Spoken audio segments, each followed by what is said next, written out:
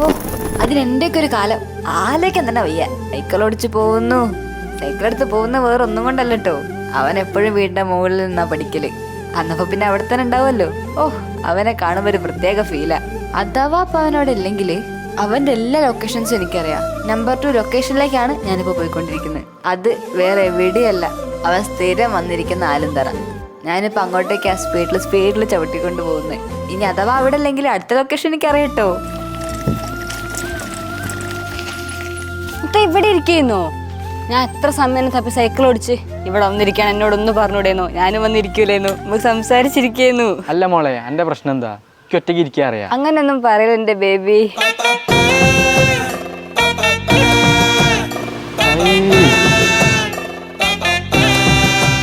Hero ഇല്ലാണ്ട് എന്ത് love story. ഇപ്പോൾ ഈ ബേബി എന്നൊക്കെ വിളിച്ചിട്ട് ഈ ചെങ്ങാനെ സെറ്റാക്കി എടുക്കാനുള്ള പ്ലാനല്ലേ?